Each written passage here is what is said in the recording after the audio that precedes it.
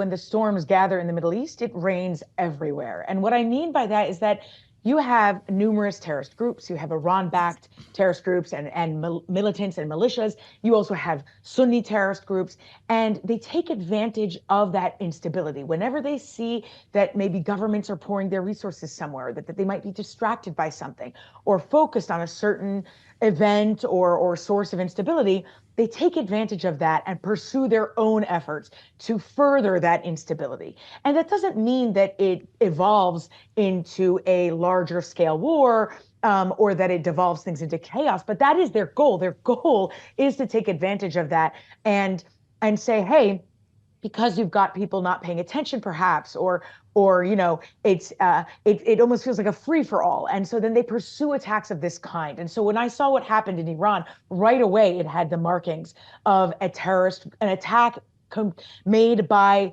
a terrorist group. It has nothing to do with the relationship right now or the state of affairs between Iran and Israel or Iran and the United States. This is purely a terrorist attack, a terrorist group that took advantage of the situation. And I want to be clear on that. The latest reporting we have has not even really vague insinuations yet at this point of who is expected to or suspected to be responsible. Have we gotten any updates? Is there any intelligence on who Iran would suspect? Or at this point, is it an absolute mystery and pointing fingers is not useful on that front? Well, no, pointing fingers is certainly not useful. And it is interesting that Iran has not said anything yet as to what group or who might be behind this. What we have seen in the past is that ISIS has pursued a number of attacks inside Iran. For example, in 2022, they attacked a Shiite shrine where 15 people were killed. And that's in addition to other attacks. And Al-Qaeda, by the way, still operates in Iran. And the attack that I saw today, it bears a lot of the markings of attacks pursued by ISIS. You've seen them do the same thing in Afghanistan when they've seen groups of people, civilians, gather for a certain event. Maybe it's a wedding, maybe it's some kind of mourning or procession for a funeral or whatever it might be. They take advantage of that because they see that it's a group of people and they want to maximize the casualties and death that they seek. And so I can't point the finger at ISIS, obviously, but I can highlight that this is not new to Iran, that we've seen it before with ISIS in particular. Well, one other point of confusion that I think is an important one as we track broadly everything going on in the Middle East, when we look toward the Red Sea, the news recently from the Houthis armed forces spokesman saying that they targeted the CMA CGM Tage and the French container shipping company responsible for that, saying the vessel did not suffer any incident. The Houthis had said previously they would focus on ships going through there either to Israel or with connections to Israel, but there seems to be some vagueness around who exactly that applies to. I'm thinking from the perspective of companies with ships going through the Red Sea, what is the breadth of who should be concerned? Have the Houthis succeeded in any way targeting ships with connections to Israel, or how widespread are the issues there? So the situation in the Red Sea is very volatile and it could get worse if the naval coalition that's there now, that's led by the United States, the U.S., grouped together an international Navy coalition to combat the threats that are being posed by the Houthis and those aggressive attacks that the Houthis are pursuing against these vessels. Already you have seen a few weeks ago, you saw the Houthi militants succeed in attacking certain vessels. Now, the U.S. has been very successful at intercepting missiles. Now you've seen this week, for example, Houthis approached a vessel and then they made an emergency call signal to the United States. The U.S. came with helicopters and sank the 3 Houthi militant boats. And so what you see is just kind of constant whack-a-mole effort. And what the Houthis are saying here is that while the U.S. and the International Navy Coalition is succeeding at mitigating this threat and addressing those threats when they arise, meaning when you've got those Houthi militant boats approaching vessels or when they lob rockets or drones or long-range cruise missiles wherever they are lobbing them, including at Israel, they've been able to intercept those. At the same time, you see that the Houthis are not being deterred from pursuing this type of aggression in the Red Sea, which has, as you've noted, real implications for shipping and for, by the way, for global inflation. Obviously, already just in 1 week, freight rates have increased to 2.5 to 4 times fold for what is normal, quote unquote, normal for this time of year. And so this situation is volatile. When that International Navy Coalition was created, Maersk had resumed shipping in that area along with other shipping companies, for example. And then this week, because the attacks had continued, they and other shipping companies have halted those shipments through the Red Sea and the Suez Canal once again. So this is going to remain very volatile unless the US and other partners take a more offensive approach against Houthi militants and remind them that freedom of navigation is a national security priority. And can you spell that out a little more for me, Chemali, when you say a more offensive approach, or exactly what should or would you expect to change in the U.S. military's role in the Red Sea? Yeah, that's a great question. So what you're seeing now are kind of tit for tat attacks. You've got the Houthi militants either approaching a vessel with a boat or lobbing some kind of rocket. And in those instances, the U.S. and the International Navy Coalition, they respond to it. So that coalition is not proactively pursuing any kind of offensive airstrikes or other military engagement against the Houthi militants who are based in Yemen and who are funded and armed by Iran.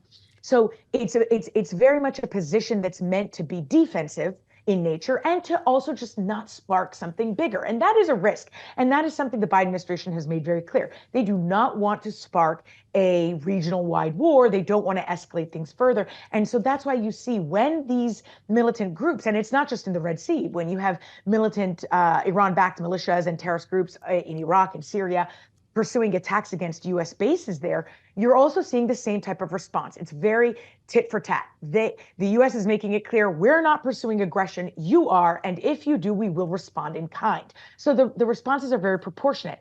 But the Houthis are not as armed, certainly, as the United States. They're nowhere near as strong as all of those countries that make up the Navy coalition. And so if they wanted to pursue a more offensive position, they could proactively go and pursue airstrikes against where they see major weapons depots or command centers of the Houthis in Yemen. And Hagar, bigger picture question for you, for the Biden administration, which broadly had looked to pivot to Asia, just looking at everything that's been in the news for not only this week, but big picture, it seems very difficult for the Biden administration to really extricate itself from the degree of focus on the Middle East to the extent that they wanted to. What position does all of this put the Biden administration in regarding the big picture goals that they have for President Biden's term? Sure. Well, it's funny. I feel like this is just the story of every administration for the past 10 to 15 to 20 years. When I was at the National Security Council, I was director for Syria and Lebanon at the White House under President Obama. And that is when the whole theme of the pivot to Asia started. It was this sentiment, the Arab Spring was raging. We were unable to affect real change. And it was a sentiment that, the Middle East was really nothing but problems between Iraq and the Arab Spring. It was a drain on our resources. We weren't getting anywhere. We had very few partners to work with. And on top of it, we were losing troops. And so it kind of felt like this massive strain and liability for the United States and where our national security interests were waning. And so there was this pivot, the idea of a pivot to Asia. And every time there was this effort to focus more heavily on Asia, something would rope the United States back into the Middle East, whether it was Iran or whether it was something to do with Israel or Syria, for example, ISIS. I mean, all of these major milestones would rope the United States back into the Middle East. And this is a bit of an example of that. However, I will say that while I understand the lack of prioritization on the Israeli-Palestinian conflict, the fact is that when you have something like this happen, when you had October 7 happen and what happened afterward, that was because not only did Israel take the eye off the ball on the threat that Hamas posed, but so did the United States. And the US also downgraded pursuing a two-state solution because it had seemed it was so difficult and practically impossible to achieve in the 2 decades prior to that. And so that's when you have things that bubble up and then rope the United States back. But that where I see this becoming an issue for Asia is that if I were President Xi, and I were watching the United States send its resources to Ukraine and Israel and to be very focused on Ukraine and Israel, it doesn't mean that the US is unable to focus on China or other threats in that region. They're not going to take their eye off that ball. They have huge teams, and that is a very marked threat that they know about.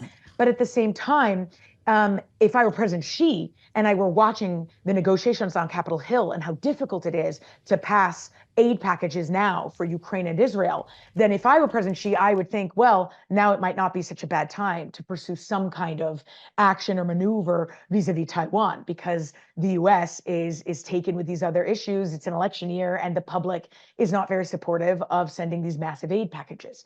So that's where I could see things fray this year.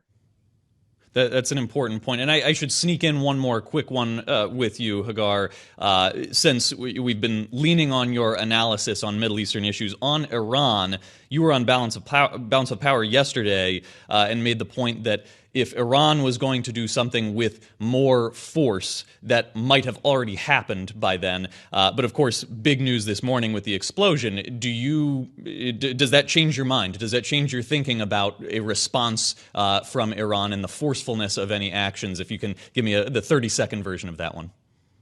No, I still see, when I saw today's action, to me, it was just yet another effort on the part of a terrorist group to take advantage of this instability. And you're going to see the instability grow. I don't mean to diminish it or to diminish the threats that come from the region. It is going to grow further until things in Gaza calm down. And they're not going to calm down until probably February or March. Now, that's short in the grand scheme of things, but I still don't see a major war.